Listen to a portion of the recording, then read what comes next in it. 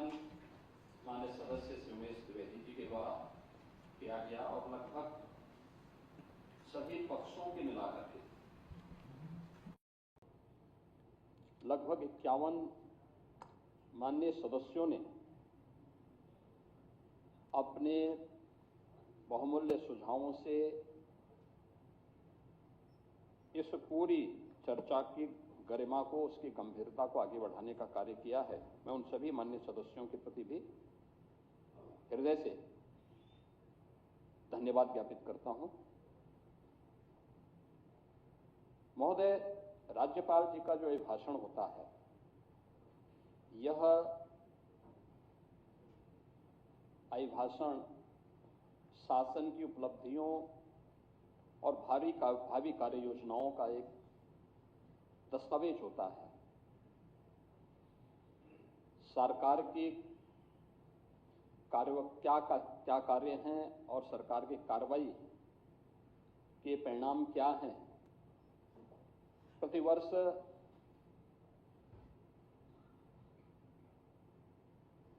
विधानसभाओं में हो या संसद में हो, राज्य विधानसभाओं में माननीय राज्यपाल महोदय के द्वारा और संसद में महामहिम राष्ट्रपति जी के द्वारा इसे सदन के सम्मुख रखा जाता है और उसी के माध्यम से सरकार की उपलब्धियों और भावी कार्य योजनाओं की भी एक झलक माननीय सदस्यों को, देश को देखने को मिलता है। मैं सबसे पहले इस बात को लेकर के कि राज्यपाल प्रदेश का संवैधानिक प्रमुख होता है और एक संवैधानिक प्रमुख के प्रति जो हमारे प्रतिपक्ष के और उसमें भी मुख्य प्रतिपक्ष का जो आचरण रहा है, संवैधानिक प्रमुख के प्रति भी और एक नारी के प्रति भी जिस प्रकार का अभद्र और अशिष्ट व्यवहार रहा है, महोदय, वह न केवल लोकतंत्र को कमजोर करता है बल्कि संवैधानिक व्यवस्था से जुड़े हुए उन प्रमुख हस्तियों की अवमानना के भी दायरे में आता है। यह हम सबका दायित्व बनता है कि हम अपने राष्ट्रीय प्रतीकों का सम्मान करें, संविधान के व्यवस्था के अंतर्गत संवैधानिक प्रमुखों के प्रति सम्मान और आदर का भाव रखें और कोई ऐसा आचरण न करें जो आचरण देश की भावी पीढ़ी को गलत दिशा की ओर अग्रसर करे। खैर, जिस प्रकार का प्रतिपक्ष है, उनसे इसकी अपेक्षा करना अपने आप में एक बेवकूफी जैसा होगा और यही दृश्य हम सबको यहां देखने को मिला है। यह नारी शक्ति का भी अपमान है। एक इतना अनुभवी राजनेता जो सौभाग्य से आज प्रदेश की राज्यपाल के रूप में अपना मार्गदर्शन और नेतृत्व हम सबको प्रदान कर रही है, उनके प्रति इस प्रकार का अभद्र व्यवहार इस समाजवादी पार्टी की वास्तविक सोच को, प्रतिपक्ष की नकारात्मक दृष्टिकोण को भी प्रदर्शित करता है। महोदय, राज्यपाल जी ने अपना जो अभिभाषण संवेद सदन में प्रस्तुत किया, वह सरकार की उन उपलब्धियों को लेकर के भी है जो पिछले 8.5-9 वर्षों के अंदर हम लोगों ने प्रदेश के अंदर प्राप्त किया है। और मैं कह सकता हूं कि पिछले 9 वर्ष में उत्तर प्रदेश ने एक अपनी यात्रा तय की है। यह यात्रा अपराध और अव्यवस्था से अनुशासन का, कर्फ्यू से कानून के राज का, उपद्रव से उत्सव की यात्रा और समस्या से समाधान अविश्वास से आत्मविश्वास की यात्रा है। यानी जो ये यात्रा है यह इस रूप में प्रस्तुत करता है कि आज देश और दुनिया भी इस बात को स्वीकार करती है कि उत्तर प्रदेश में चेंज आया है। और उत्तर प्रदेश में आखिर क्यों नहीं ये चेंज आना चाहिए? उत्तर प्रदेश की 25 करोड़ जनता का अधिकार है, उनको भी वो हक मिलना चाहिए था जिसका वो अधिकारी था। लेकिन दुर्भाग्य से अपने संकुचित एजेंडे को लेकर के चलने वाली सरकारों ने प्रदेश के भविष्य के साथ, यहां की जनता जनार्दन के साथ खिलवाड़ किया, उनके सामने पहचान का संकट खड़ा किया, प्रदेश को अराजकता, अव्यवस्था, अपराध का एक गढ़ बना दिया। कर्फ्यू यहां की पहचान बन गई थी। उन स्थितियों में या उत्तर प्रदेश जिसको हम भारत के शाश्वत मूल्यों के आधार भूमि मानते हैं, उस उत्तर प्रदेश में किस प्रकार की व्यवस्था थी यह हम सबने देखा है। लेकिन महोदय, आज मैं इस बात को कह सकता हूं कि डबल इंजन सरकार की स्पष्ट नीति, साफ नियत, सुशासन की प्रति प्रतिबद्धता के कारण आज हम लोगों ने उत्तर प्रदेश को बॉटलनेक से देश की अर्थव्यवस्था का एक ब्रेक थ्रू बनाने में सफलता प्राप्त की है। अब यूपी रेवेन्यू डेफिसिट से रेवेन्यू सरप्लस और उपद्रव से उत्सव प्रदेश के रूप में अपनी यात्रा को लेकर के मजबूती के साथ आगे बढ़ा है। और महोदय, मैं कह सकता हूं, बजट का अवलोकन आप सबने किया होगा। अब मैं कह सकता हूं कि पिछले 11 वर्ष में देश ने जो यात्रा तय की है, आज देखिए दिल्ली में दुनिया का सबसे बड़ा EI इम्पैक्ट समिट आदरणीय प्रधानमंत्री जी के कर कमलों से उद्घाटन हुआ है। 5 दिनों तक देश दुनिया के 18 से अधिक देशों के राष्ट्राध्यक्षों की उपस्थिति में यह EI इम्पैक्ट समिट चल रहा है। आज की जो इमर्जिंग टेक्नोलॉजी है, इस पर भारत का फोकस कितना ज्यादा है, कैसे अपनी वर्तमान और भावी पीढ़ी के भविष्य के साथ एक बेहतरीन योजना के साथ भारत कार्य कर रहा है। और देश के अंदर जो परिवर्तन देखने को मिल रहा है, उसी परिवर्तन की आधारभूमि हम लोगों ने पिछले 8.5 पौने 9 वर्ष के अंदर उत्तर प्रदेश को बनाया है। आज उत्तर प्रदेश के अंदर दिखता है, उत्तर प्रदेश अब टेक्नोलॉजी, ट्रस्ट एंड ट्रांसफॉर्मेशन की एक त्रिवेणी बन करके देश और दुनिया के सामने उभरा है। ये त्रिवेणी हमारे लिए टेक्नोलॉजी, ट्रस्ट एंड ट्रांसफॉर्मेशन इसलिए भी महत्वपूर्ण है।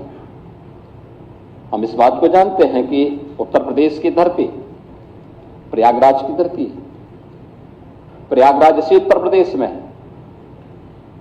और प्रयागराज की पहचान मां गंगा, मां यमुना और मां सरस्वती की त्रिवेणी से भी है। उस त्रिवेणी का एक नया रूप उत्तर प्रदेश के अंदर आज हम सबके सामने टेक्नोलॉजी, ट्रस्ट एंड ट्रांसफॉर्मेशन के रूप में आज उत्तर प्रदेश के अंदर देखने को मिल रहा है।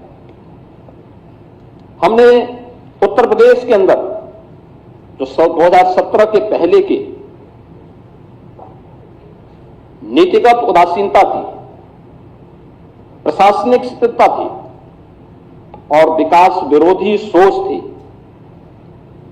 उसको आज प्रदेश ने अनुशासन, निर्णायक नेतृत्व, स्पष्ट नीति और शुद्ध नियत से आज उसको नए रूप में प्रस्तुत करने का कार्य किया है।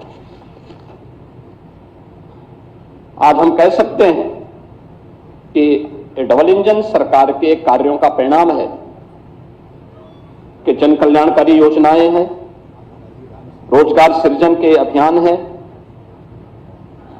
प्रदेश में इन्वेस्टमेंट के बेहतरीन डेस्टिनेशन के रूप में स्थापित करने का हो या सामाजिक सुरक्षा के माध्यम से उत्तर प्रदेश को सशक्त, सुरक्षित और आत्मनिर्भर बनाने की मुहिम या प्रभावी ढंग से आज उत्तर प्रदेश के अंदर देखने को मिल रहा है।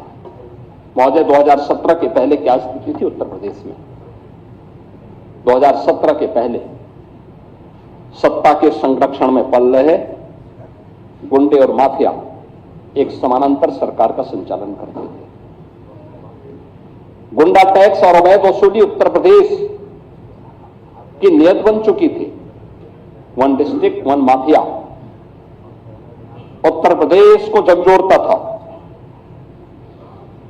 कानून चंद हाथों की जागीर बन चुका था। कर्फ्यू और दंगा आम बात हो गई थी। पर्व और त्योहार आस्था नहीं, आशंका के केंद्र बन जाते थे। पुलिस का मनोबल टूटा था। न बेटी सुरक्षित थी, न व्यापारी सुरक्षित था। प्रदेश की छवि अराजकता और अस्थिरता का पर्याय बन गया था। महोदय, 2017 के बाद यही उपद्रवग्रस्त उत्तर प्रदेश आज उत्सव प्रदेश बन गया है।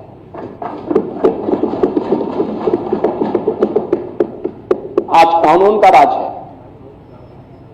हमने बार बार कहा है, विकास की पहली शर्त रूल ऑफ लॉ है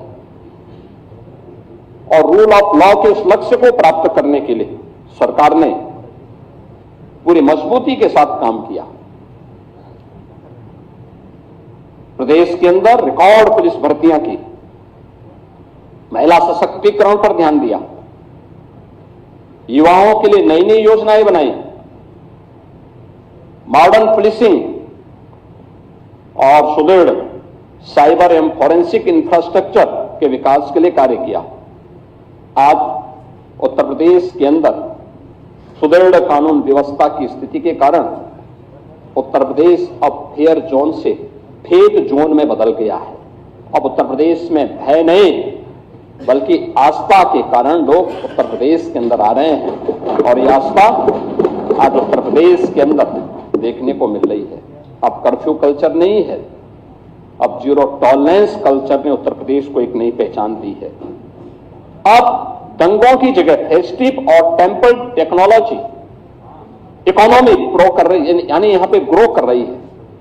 जो पहले उत्तर प्रदेश के अंदर एक भय की दंगों के कारण अव्यवस्था थी, आज उसकी जगह उत्सव है, यानी फेस्टिव एंड टेम्पल इकोनॉमी प्रदेश के अंदर ग्रो कर रही है। आपने देखा होगा महाकुंभ में 66 करोड़ से अधिक श्रद्धालुओं का आगमन। अभी प्रयागराज में माघ मेला संपन्न हुआ है, कल ही संपन्न हुआ है। कोई सोचता था प्रयागराज में माघ मेला में कल्पवासी आते थे, पौष पूर्णिमा से माघ पूर्णिमा तक 1 महीने का उनका आगमन होता था। और कल ही प्रयागराज के महाशिवरात्रि के आयोजन में प्रयागराज में 40 लाख से अधिक श्रद्धालुओं ने त्रिवेणी में स्नान किया। इस पूरे माघ मेले में पहले कुल कुछ लाख श्रद्धालु आते थे, उसमें कल्पवासियों की संख्या ज्यादा होती थी। और इस बार माघ मेले में 21 करोड़ से अधिक श्रद्धालु त्रिवेणी में स्नान किया है, तो आस्था की डुबकी लगाया है। यानी ये जो श्रद्धालु आ रहा है उसको व्यवस्था पर विश्वास है, सुरक्षा के प्रति वह आज निश्चिंत है। और ये केवल आस्था नहीं है। हम लोग जब बात करते हैं उत्तर प्रदेश की, प्रयागराज की, बहुत सारे मुद्दों पर हम इस बात को कहते हैं। उत्तर प्रदेश तो भारत की आत्मा उत्तर प्रदेश में निवास करती है। अयोध्या की मर्यादा है, काशी की शाश्वत चेतना है, मथुरा वृंदावन की भक्ति है, तो प्रयागराज की समरसता भी हम सबको त्रिवेणी हो या कुंभ या महाकुंभ इस अवसर पर देखने को मिलती है। और इसका परिणाम आज हम सबको देखने को वहां मिल रहा है। 2017 से कोई कॉमनल राइट्स नहीं यूपी के अंदर नहीं हुए हैं। अब हम कह सकते हैं कि यूपी में न कर्फ्यू है न दंगा है, यूपी में सब चंगा है। महिलाओं को सुरक्षा और व्यापारियों को भय मुक्त वातावरण दिया गया है। इन 8 वर्षों में 2,19,000 पुलिस की भर्ती, इनमें 20% महिला बेटियों के लिए आरक्षण, यानी हम लोग जब आए थे तब उत्तर प्रदेश पुलिस बल में कुल 10,000 महिला कार्मिक थे। आज इनकी संख्या बढ़कर के 44,000 से अधिक हुई है। पुलिस की क्षमता में अभूतपूर्व, ट्रेनिंग क्षमता में अभूतपूर्व वृद्धि हुई है। मुझे याद है 2017 में हम लोग आए थे, हमें पुलिस की भर्ती करनी थी, राज्य के पास ट्रेनिंग की क्षमता नहीं थी। हम लोगों ने मिलिट्री, पैरामिलिट्री और अन्य राज्यों के ट्रेनिंग सेंटर हायर किए थे और इस बार 60,200 पुलिस कार्मिकों की भर्ती हुई है।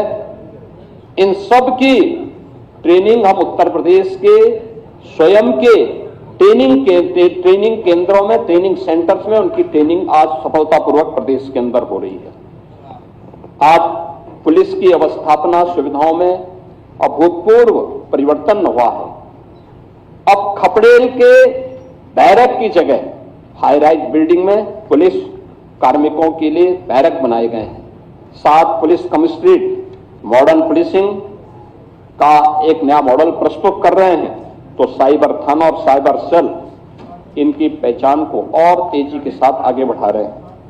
फॉरेंसिक साइंस इकोसिस्टम, आधुनिक पुलिसिंग और वैज्ञानिक साक्ष्यों के लिए आज अनिवार्य है। 3 नए कानून लागू होने के बाद पूरे देश के अंदर 7 वर्ष से ऊपर की सजा के लिए फॉरेंसिक एविडेंस अनिवार्य किया गया है और उस फॉरेंसिक एविडेंस के लिए अब सरकार ने तय किया है कि हम लोग प्रदेश के अंदर पहले केवल 2 FSL लैब थे, फॉरेंसिक जो लैब थी वो मात्र 2 थी। आज हम लोग पहले ही 12 लैब जो ये ग्रेड की है उनको प्रारंभ कर चुके हैं, 6 निर्माणाधीन है और सभी 75 जनपदों में 2-2 फॉरेंसिक वैन भी प्रदेश के अंदर आज फॉरेंसिक एविडेंस कलेक्ट करने के लिए आज संचालित हैं। 17 नगर निगम और गौतम बुद्ध नगर में सेफ सिटी की परियोजना लागू है। यूपी स्पेशल सिक्योरिटी फोर्स की 6 वाहिनियां प्रदेश के अंदर कार्यरत हैं और यूपी 112 जो इंटीग्रेटेड इमरजेंसी सेवा है, इनको भी हम लोगों ने प्रदेश के अंदर तेजी के साथ आगे दी है। इसके रिस्पांस टाइम को बेहतर किया है। पीएसी जो दंगाइयों की काल थी उसको पिछली सरकारों ने अपने स्वार्थ के कारण एक प्रकार से बंदी की कगार पर पहुंचा दिया था। हमने फिर से 34 पीएसी की कंपनियों को पुनर्जीवित किया है और 3 महिला बटालियन पहली बार यूपी पीएसी में गठित हुई हैं और ये भी 3 उन वीरांगनाओं के नाम पर जिन्होंने देश की स्वाधीनता आंदोलन को एक नई गति दी थी, उनके नाम पर गठित हुई है, जिनमें वीरांगना चलकारी बाई, वीरांगना अवंती बाई और वीरांगना उदा देवी, इन तीनों के नाम पर 3 पीएससी की बटालियन यूपी के अंदर गठित हुई हैं और 3 नए पीएससी की बटालियन के गठन के लिए प्रदेश तेजी के साथ कार्य कर रहा है। महोदय, प्रदेश अपनी विरासत पर गौरव की अनुभूति करता है। पूरा देश आदरणीय प्रधानमंत्री जी की प्रेरणा से अपनी विरासत पर गौरव की अनुभूति करता है और हम लोगों का मानना है कि विरासत से युक्त विकास ही एक उज्जवल भविष्य की एक आधारशिला होती है। लेकिन अपने राजनीतिक स्वार्थों के लिए अगर कोई उन आक्रांताओं को महिमामंडन करता है जिन्होंने भारत की आत्मा पर प्रहार किया, जिन्होंने भारत की आस्था को रौंदने का कार्य किया है, मुझे लगता है कि आज का नया भारत, आज का नया उत्तर प्रदेश, ये नए भारत का नया उत्तर प्रदेश इसको स्वीकार करने को तैयार नहीं है, कतई तैयार नहीं है। आप देखें किस प्रकार से, यानी आक्रांताओं को महिमामंडन करना, देशद्रोही तत्वों के समर्थन में बयानबाजी करना या राष्ट्रीय प्रतीकों के प्रति अपमानजनक टिप्पणी करना, ये किसी राष्ट्रद्रोह से कम नहीं। वंदे मातरम का 150वां वर्ष चल रहा है। कुछ लोग हैं उनमें राष्ट्रगीत, जिसे भारत के संविधान सभा ने सर्वसम्मति से सम्मान देकर के राष्ट्रगीत के रूप में प्रस्तुत किया, और हम आभारी हैं प्रधानमंत्री मोदी जी के, जिन्होंने राष्ट्रगीत को अनिवार्य रूप से देश के अंदर लागू करने के लिए एक नोटिफिकेशन जारी करवाया। ये राष्ट्रगीत भारत के आन मान शान का प्रतीक है। हर भारतवासी को अपने पुरातन वैभव पर गौरव की अनुभूति करनी चाहिए, और इन सभी प्रतीकों के साथ साथ राष्ट्र नायकों का सम्मान हम सब भारतीयों का दायित्व बनता है। अगर हम आक्रांताओं का महिमा मंडन कर रहे हैं और राष्ट्र के प्रतीकों का, भारत के तिरंगे का, भारत के राष्ट्रगान का, भारत के राष्ट्रगीत का, भारत के महापुरुषों का अपमान कर रहे हैं, तो एक प्रकार से हम संविधान की अवहेलना कर रहे हैं। मैं पूछना चाहता हूं समाजवादी पार्टी और कांग्रेस से, एक तरफ संविधान के नाम पर जनता की आंखों में धूल झोंकने का कार्य कर रहे हैं, और दूसरी तरफ वंदे मातरम जैसे राष्ट्रगीत का इनके द्वारा विरोध करवाया जा रहा है। इनके सदस्य धड़ल्ले से बोल रहे हैं कि हम वंदे मातरम के लिए खड़े नहीं होंगे, हम नहीं गाएंगे। क्या मतलब है इसका? यानी हिंदुस्तान में रहोगे और भारत के राष्ट्रगान और राष्ट्रगीत को गाने में आपको दिक्कत होती है, ये चीजें नहीं चल सकती हैं। ये भारत के संविधान निर्माताओं का अपमान है, ये बाबा साहब भीमराव अंबेडकर का अपमान है, क्योंकि उसी संविधान सभा ने, याद रखना, 24 जनवरी 1950 को वंदे मातरम को भारत के राष्ट्रगीत के रूप में मान्यता दी थी। और हर भारतीय का दायित्व बनता है हम भारत के इन प्रतीकों को पूरी तरह सम्मान दें। हम कोई भी ऐसा कार्य न करें। मुझे आश्चर्य होता है, समाजवादी पार्टी के लोग गाजी के मेले का समर्थन करते हैं। ये गाजी कौन था? ये गाजी जो भारत की परंपरा और संस्कृति को रौंदने के लिए आया था। श्रावस्ती के तत्कालीन नरेश महाराज सुहेलदेव के नेतृत्व में हिंदू राजाओं ने उसको रौंद डाला। सम्मान महाराज सुहेलदेव को मिलना चाहिए था, और ये मुझे आनंद की अनुभूति होती है कि हमारी डबल इंजन सरकार ने महाराज सुहेलदेव के नाम पर बहराइच की चित्तौड़ा नामक स्थान पर महाराज सुहेलदेव का भव्य स्मारक बना दिया।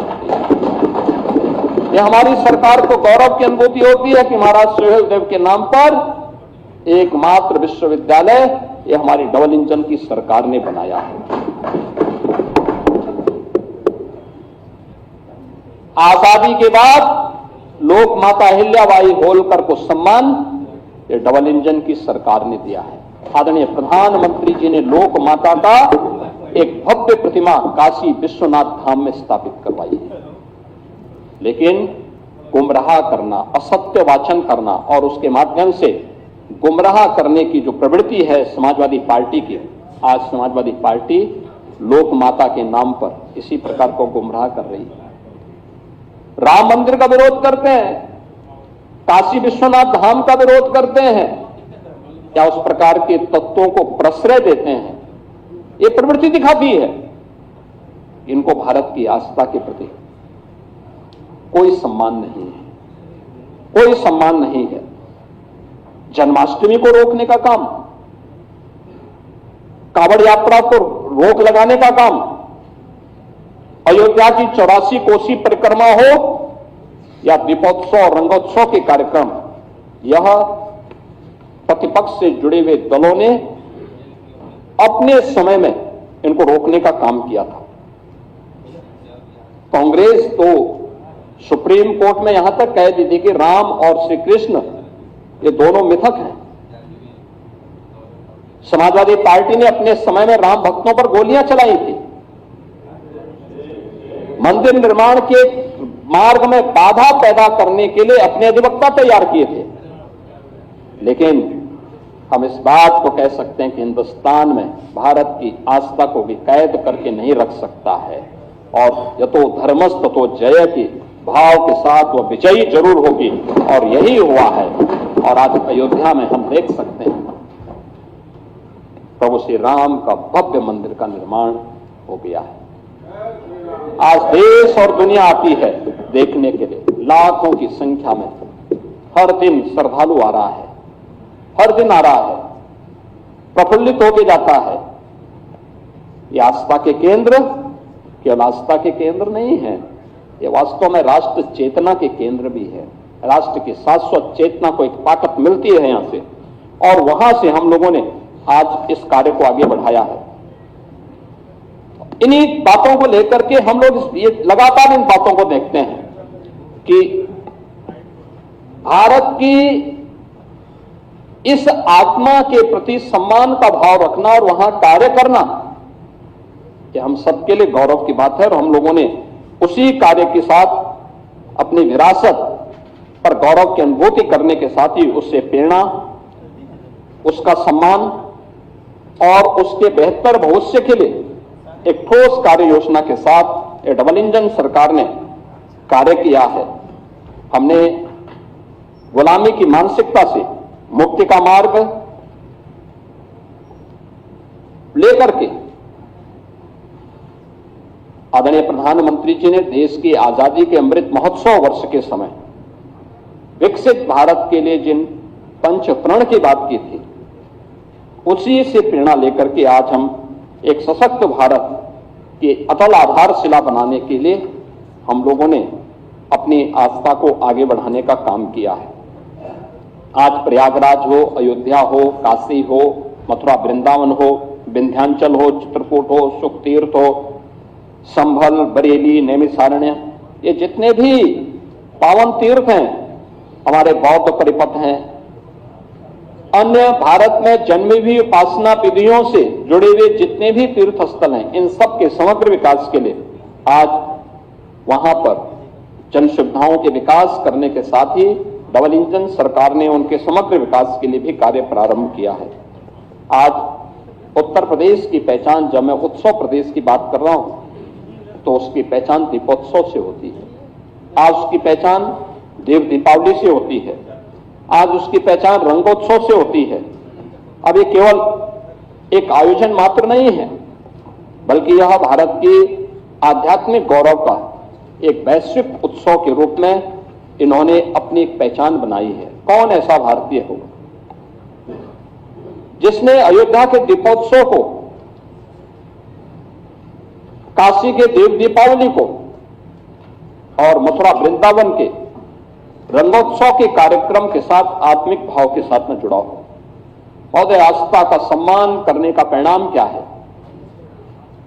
यही उत्तर प्रदेश, जिसको बीमारू राज्य कहकर के लोग इसकी तौहीन करते थे, इसके बारे में हंसते थे, तमाम प्रकार की टिप्पणियां करते थे, और जब हम लोग 2017 में आए थे तब उत्तर प्रदेश की जो जीएसडीपी थी यह मात्र 13 लाख करोड़ की थी। और यानी 1947 से लेकर के 2017 तक इन 70 वर्षों में इस यात्रा को तय करने में समय लगे 70 वर्ष, और हमने अचीव किया मात्र 13 लाख करोड़ की जीएसडीपी। लेकिन बहनों, इसमें मैं कह सकता हूं कि 2017 के बाद मात्र 8 वर्ष के अंदर, 8-8.5 वर्ष के अंदर डबल इंजन सरकार ने इसमें 23 लाख करोड़ अतिरिक्त जोड़े हैं। अब उत्तर प्रदेश की अर्थव्यवस्था 36 लाख करोड़ की हो चुकी है। देश की जीडीपी में यूपी का जो योगदान था, जब ये देश आजाद हुआ था, यूपी का शेयर था 14%। लगातार घटते घटते घटते घटते 2017 तक आते आते यह 16-17 में आते आते 8% रह गया। अब फिर से इसको बढ़ा करके 9.5% तक पहुंचाने में आज सफलता प्राप्त हुई है। हमने पर कैपिटा इनकम को भी 3 गुना करने में सफलता प्राप्त की है। इसके लिए पिछले 8-8.5 वर्ष में कोई जनता जनार्दन पे कोई अतिरिक्त टैक्स नहीं लगाया। हाँ, हमने टैक्स चोरी को रोका है, रेवेन्यू लीकेजेस को प्रभावी ढंग से उस पर अंकुश लगाया है, और तब हमें ये सफलता प्राप्त हुई है।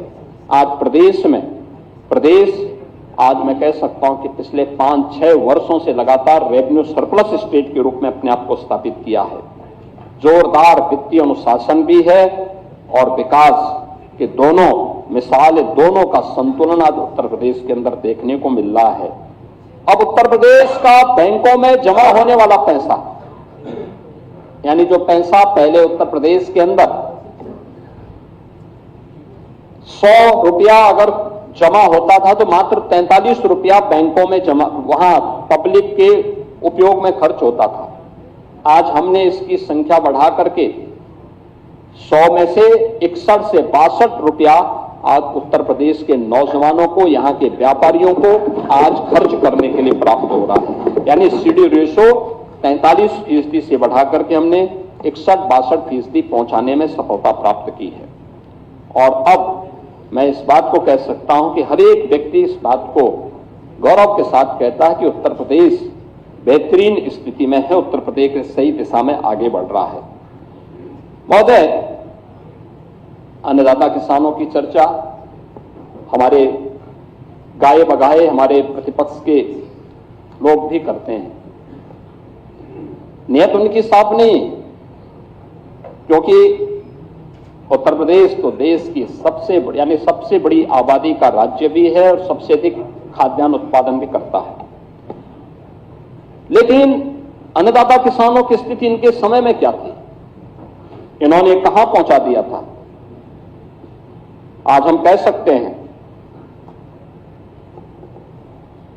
भारत का अन्नदाता या अन्नदाता भारत की एक पहचान थी। भारत आज से 2000 वर्ष पहले दुनिया की अर्थव्यवस्था का सिरमौर था। 44 से 45% अर्थव्यवस्था पर भारत का एकाधिकार था और भारत का स्वर्ण युग था। आज से 400 वर्ष पहले भी यही भारत के अंदर स्थिति थी कि भारत का शेयर ग्लोबल इकोनॉमी में भारत की स्थिति 24 से 25% पर भारत का अधिकार था। औपनिवेशिक काल में यहां पे शोषण किया गया, लूटा गया, परंपरागत उद्यम को समाप्त किया गया। अन्नदाता किसानों को जो पहले उत्पादक था उसको उपभोक्ता बना करके रख दिया। कच्चा माल यहां से बाहर जाता था, सस्ते में वहां से पक्का माल बन करके आता था और उस पर भारी टैक्स लगते थे और वो महंगा होकर के यहां बेचा जाता था। लेकिन आज हम कह सकते हैं कि अब जो पिछली सरकारों ने भी औपनिवेशिक काल की उसी मानसिकता के साथ अन्नदाता किसानों के साथ अपने एमएसएमई सेक्टर में परंपरागत उद्यम के साथ जुड़े हुए जो कारीगर थे, इनके साथ यही व्यवहार किया। आज पिछले 11 वर्ष में आदरणीय प्रधानमंत्री जी के मार्गदर्शन और नेतृत्व में अब किसान उत्पादक से उसे हमने फिर से उसकी पहचान उस रूप में प्रस्तुत की है। चाहे वह अपने आप में किसान हो, कारीगर हो, इन सभी को हम लोगों ने मजबूती के साथ आगे बढ़ाया है और हम इस बात को मानते हैं कि देश किसानों के श्रम से, कारीगरों की सृजनशीलता से खड़ा हुआ है। हर गांव हमारे यहां एक आत्मनिर्भर इकाई हुआ करती थी, ग्राम स्वराज उसकी आधारशिला थी।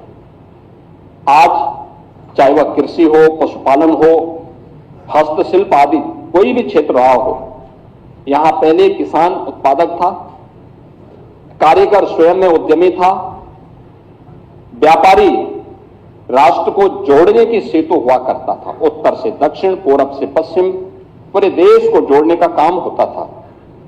17 के पहले कृषि के बारे में कोई स्पष्ट नीति नहीं थी।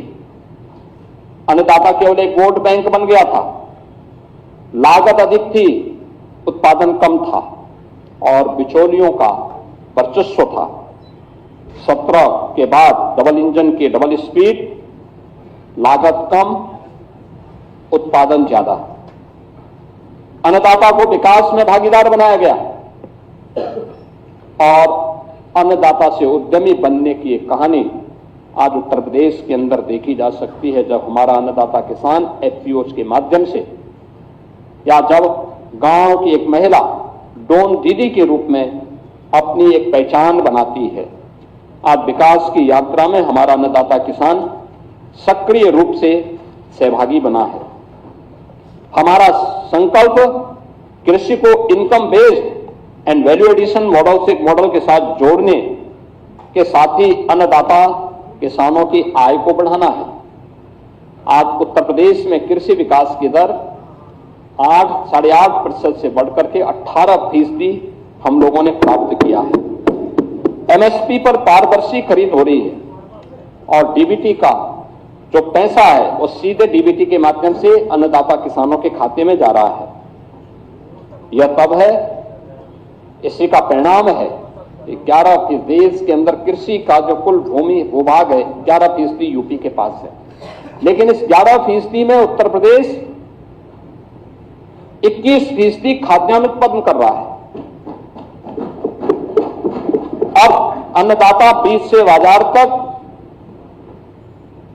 एक ग्लोबल मार्केट एक्सेस उसको उपलब्ध है और प्रधानमंत्री किसान सम्मान निधि में भी उत्तर प्रदेश के अन्नदाता किसानों को 95,000 करोड़ रुपए से अधिक की धनराशि सीधे उनके अकाउंट में हस्तांतरित हुई है।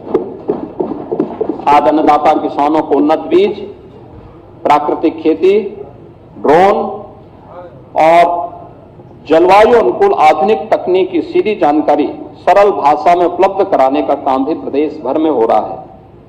कृषि वैज्ञानिकों, स्टार्टअप्स और प्रगतिशील किसानों से व्यावहारिक प्रशिक्षण भी आज अन्नदाता किसानों को प्राप्त हो रहा है। खेती के बाद खेत में सारे कृषि वैज्ञानिक जाते हैं और किसान के खेत में चर्चा होती है।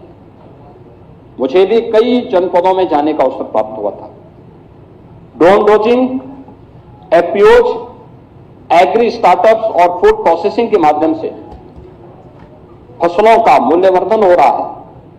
अब प्रदेश में विश्व बैंक के सहयोग से यूपी एग्रीज यानी Uttar Pradesh agriculture growth and rural enterprise ecosystem strengthening project, यह परियोजना के माध्यम से भी आज उत्पादकता में वृद्धि करने, संसाधनों के कुशल उपयोग करने, कृषि आधारित उद्योगों के विकास और कृषि उत्पादों की गुणवत्ता सुधार पर विशेष ध्यान दिया जा रहा है।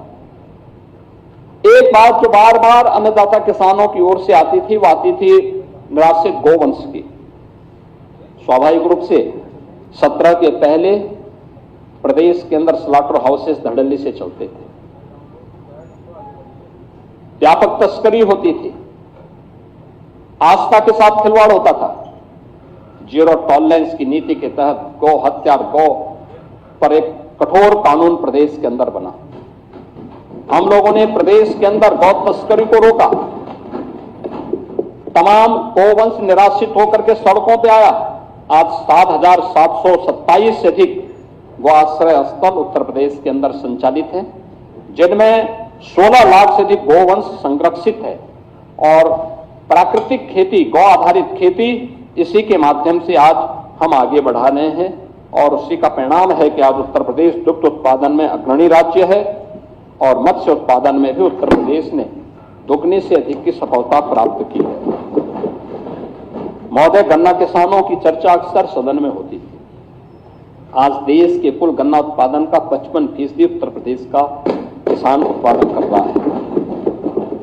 सन 2000 से 2017 के बीच कुल 2,14,000 करोड़ का भुगतान हुआ था 17 वर्षों में, और 2017 के बाद से अब तक पिछले 8-8.5 वर्ष में हम लोगों ने 3,06,000 करोड़ रुपए का गन्ना मूल्य का भुगतान किया है, यानी 90,000 करोड़ रुपए से अतिरिक्त भुगतान आधे समय में हम लोगों ने अन्नदाता किसान को किया है।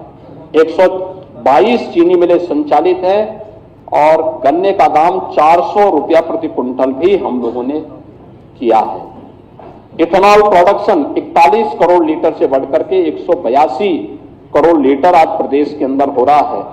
और ये इथेनॉल उत्पादन, इथेनॉल ब्लेंडेड पेट्रोल प्रोग्राम के अंतर्गत अब शुगर यानी इथेनॉल सेक्टर को एश्योर्ड कैश फ्लो सेक्टर बना दिया है। इथेनॉल उत्पादन में ब्लेंडिंग होने के बाद से अब ये मान्यता एक कैश क्रॉप के रूप में गन्ना तो माना ही जाता था, अब इथेनॉल उत्पादन भी यानी अन्नदाता किसान और चीनी मिलों का एश्योर्ड बायर फास्टर पेमेंट भी इसके माध्यम से सुनिश्चित हुआ है। महोदय, प्रदेश के अंदर कृषि इंफ्रास्ट्रक्चर को भी काफी मजबूती के साथ आगे बढ़ाया है। हमारे पास 89 कृषि विज्ञान केंद्र वर्तमान में कार्य कर रहे हैं, कुछ सेंटर ऑफ एक्सीलेंस भी विकसित किए गए हैं। कृषि मंडियों और ग्रामीण सड़क नेटवर्क का विस्तार हुआ है। एक्सप्रेसवे और लॉजिस्टिक पार्क से किसानों की उपज को राष्ट्रीय और अंतर्राष्ट्रीय बाजार तक पहुंचाना यह सरकार के लिए आसान हुआ है। और कृषि वैल्यू चेन के माध्यम से स्टोरेज, प्रोसेसिंग और कोल्ड चेन अवसंरचना में बड़े पैमाने पर निवेश की स्थिति भी प्रदेश के अंदर देखने को मिल रही है। हर खेत को पानी नहरों के माध्यम से, पाइपलाइन, माइक्रो इरिगेशन, 31 बड़ी परियोजनाओं को हम लोगों ने पूरा करने में सफलता प्राप्त की है। पीएम कुसुम योजना के अंदर सोलर पंप और किसानों को सिंचाई के लिए जो भी उनके बिजली के द्वारा संचालित ट्यूबवेल्स थे, उनको हम लोगों ने मुफ्त में बिजली की व्यवस्था की है। कुशीनगर में महात्मा बुद्ध के नाम पे कृषि और प्रौद्योगिकी विश्वविद्यालय की स्थापना का कार्य युद्ध स्तर पर चल रहा है। तो लखनऊ में किसानों के मसीहा चौधरी चरण सिंह जी के नाम पर एक सीड पार्क की स्थापना का काम यहां लखनऊ में हो रहा है। प्रदेश में डिजिटल इकोसिस्टम और कोऑपरेटिव के माध्यम से एग्री इकोसिस्टम का सशक्त किया गया है। अब ई-केसीसी के माध्यम से ऋण स्वीकृति का समय 3 से 4 सप्ताह से घट करके मात्र 5 मिनट हो गया है। प्रदेश में अन्नदाता किसान और सरकार एआई आधारित कृषि प्रणाली पर काम कर रही है। यूनियन बजट में प्रस्तुत भारत विस्तार एआई कृषि प्लेटफॉर्म किसान को उसकी भाषा में निर्णय सक्षम बनाकर हमें और लाभान्वित करेगा। एपीओज का एक मॉडल आज हम सबके सामने देखने को मिल रहा है और प्रदेश के अंदर तमाम ऐसे हम लोगों ने एपीओज गठित किए हैं जो किसान की आमदनी को खासतौर पर महिलाओं की सहभागिता के माध्यम से बहुत सशक्त बनाता है। झांसी का बलेनी मिल्क प्रोड्यूसर हो या आगरा का मिल्क प्रोड्यूसर, ये सभी प्रदेश में ऐसे 5 बड़े मिल्क प्रोड्यूसर वर्तमान में अपना कार्य कर रहे हैं। दूसरा, एमएसएमई सेक्टर में भी जो कार्य किया है, हम सब जानते हैं कि 2017 के पहले ये मृतप्राय सा हो गया था और इसकी स्थिति अत्यंत दयनीय थी। आज ओडीओपी के माध्यम से हम लोगों ने प्रदेश के अंदर जो परंपरागत उत्पाद था एमएसएमई का, उसको 1 डिस्ट्रिक्ट 1 प्रोडक्ट के माध्यम से इसकी ब्रांडिंग की, इसको डिजाइन के साथ जोड़ा, इसको टेक्नोलॉजी के साथ जोड़ा, इसे हम लोगों ने मार्केट के साथ जोड़ने की कार्रवाई करने के साथ ही पैकेजिंग के साथ जोड़ने के लिए सरकार ने अनेक प्रकार के कार्यक्रम बनाए हैं।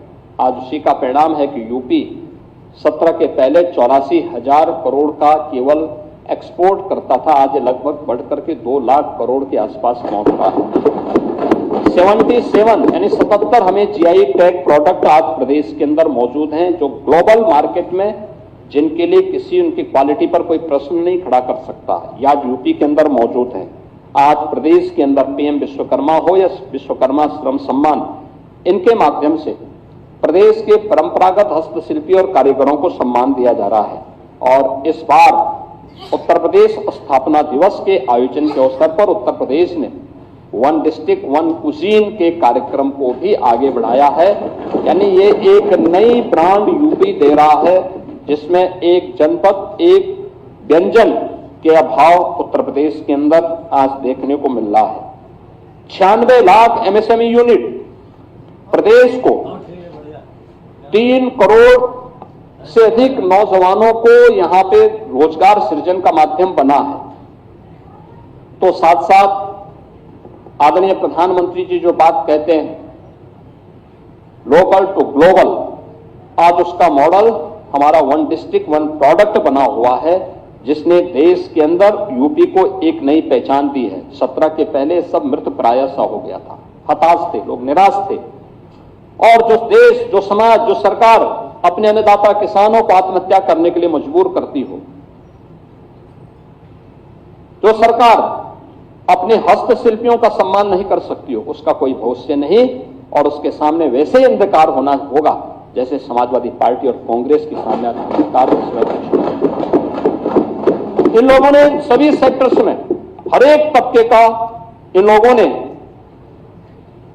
अपमान किया है, उन्हें हतोत्साहित किया है। किसी भी सेक्टर में आप देखेंगे महोदय, आज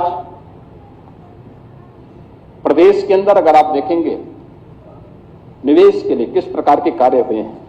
17 के पहले न कोई नीति थी, न सरकार की नीयत थी।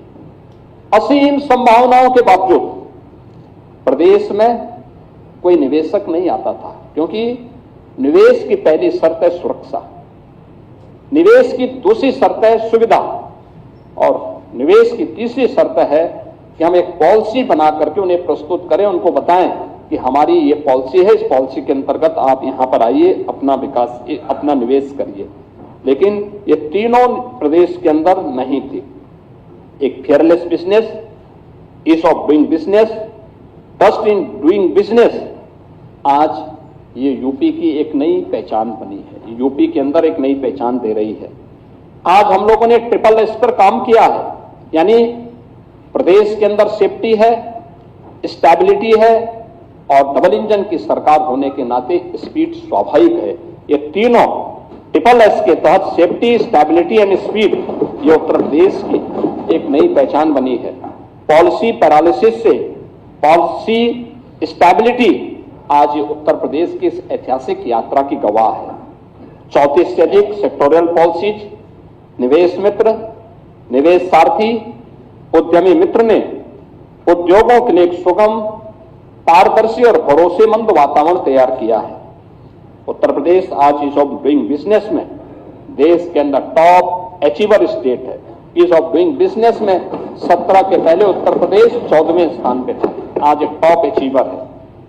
देश का पहला राज्य जिसने व्यापक सुधार के सभी मानकों को पूर्ण रूप से क्रियान्वित किया है, आज वो उत्तर प्रदेश के अंदर देखने को मिल रहा है।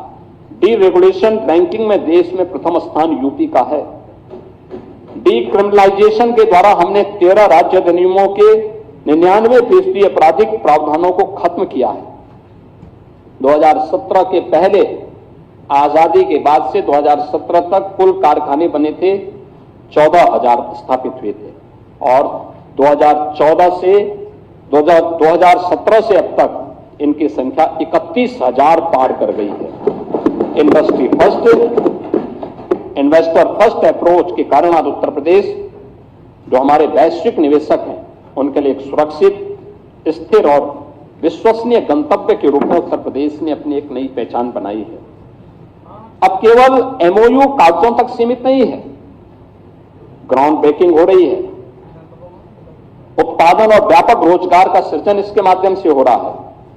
पिछले 8-8.5 वर्ष के अंदर हम लोगों ने प्रदेश में 50 लाख करोड़ रुपए से अधिक के निवेश के प्रस्तावों को यहां पर लाने में सफलता प्राप्त की है।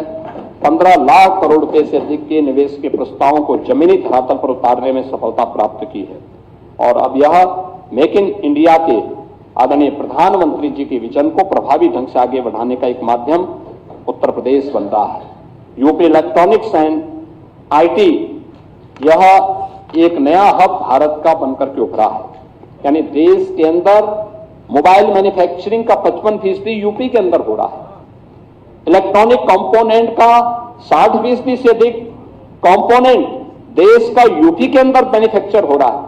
यानी ये चीजें बताती है नए भारत के लिए उत्तर प्रदेश की ये पोटेंशियल है, ये उत्तर प्रदेश के अंदर अब देखने को मिल रहा है। अब उत्तर प्रदेश के अंदर डिफेंस, मैन्युफैक्चरिंग और स्पोर्ट्स जैसे क्षेत्रों में भी आज उत्तर प्रदेश में तेजी के साथ निवेश बढ़ा है।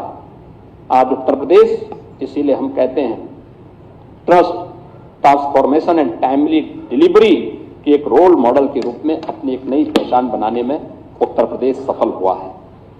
महोदय, उत्तर प्रदेश के अंदर मेडिकल इंफ्रास्ट्रक्चर में पिछले 8 साढ़े 8 वर्ष के अंदर हमें बड़ी भारी सफलता प्राप्त हुई है। मैंने जो प्रारंभ में कहा था, उत्तर प्रदेश की 17 के पहले की स्थिति क्या थी? 1 district 1 product, one district 1 mafia बन चुकी थी। आज मुझे अच्छा लगता है देखते हुए, आज 1 district 1 medical college, 1 district 1 product आज यूपी की पहचान करेगी। रायबरेली और गोरखपुर में एम्स संचालित हो चुके हैं। आज हर जनपद में आईसीयू है। 17 के पहले 40 से ज्यादा जनपद ऐसे थे जहां कोई आईसीयू नहीं था। डिजिटल एक्सरे है, ब्लड बैंक है, डायलिसिस की सुविधा है, ऑक्सीजन प्लांट है, वेंटिलेटर हैं, ये सभी आज उपलब्ध हो रहे हैं। 108, 102 की एम्बुलेंस सेवा के रिस्पांस टाइम को ठीक करने का प्रयास हुआ है। टेलीमेडिसिन के माध्यम से दूर दराज के गांवों में भी स्वास्थ्य की सेवाओं को आगे बढ़ाने का काम हो रहा है। आज हम artificial intelligence, genomics, telemedicine,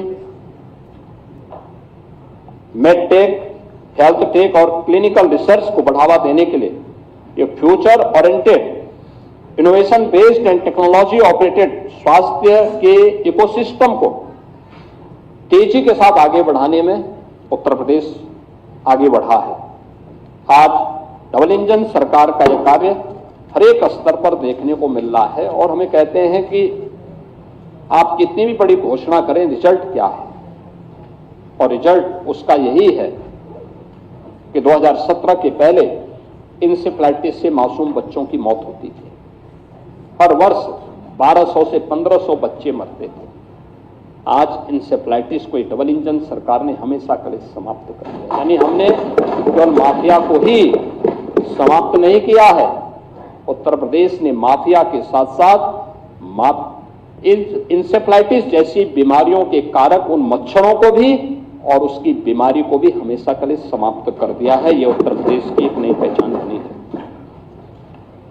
pharmaceutical के क्षेत्र में भी उत्तर प्रदेश एक नई स्थिति को प्राप्त किया है। आज उत्तर प्रदेश के अंदर हमारे पास इस सेक्टर की अपनी एक पॉलिसी है। हम लोग ललितपुर में एक फार्मा पार्क का निर्माण कर रहे हैं। गौतम बुद्ध नगर जनपद में मेडिकल डिवाइस पार्क की स्थापना का कार्य युद्ध स्तर पर आगे बढ़ रहा है। और उत्तर प्रदेश इस सेक्टर में अभी हाल ही में आपने देखा होगा कि देश का एक बड़ा हम लोगों ने फार्मा कॉन्क्लेव यहां लखनऊ में आयोजित किया था और उसमें जो लोगों के मन में एक यूपी के बारे में जो चेंज देखने को मिला, मैं देख रहा था।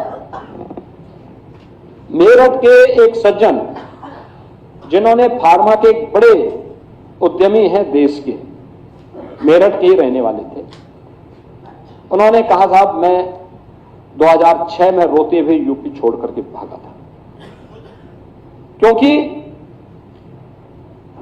किसी को भी जाना, अपनी धरती को छोड़ना अच्छा नहीं लगता। और मुझे कभी अगर किसी कार्यक्रम में आना होता था, क्योंकि उनके परिवार के एक लड़के का अपहरण हो गया था, उन्होंने यूपी रातों रात छोड़ा था। और मुझे बताओ, वहां कॉन्क्लेव में उन्होंने कहा कि जब मैं अब यूपी में इससे पहले जब मैं 17 के पहले आता था किसी शादी ब्याह में, तो चोरी छिपे आते थे, तुरंत कार्यक्रम अटेंड किया, फिर भाग जाते थे। और आज मैं कह सकता हूं, मैं दिन में रात्रि में कभी भी आता हूं, मुझे मेरठ आकर के गौरव की अनुभूति होती है। और फिर उनके आंखों में आंसू थे। उन्होंने कहा कि साहब हर सांझ के बाद एक सवेरा होता है, आज यूपी ने इस सवेरा ला करके इस सरकार ने दिखाया है। अब मैं भी यूपी के अंदर निवेश करना चाहता हूं।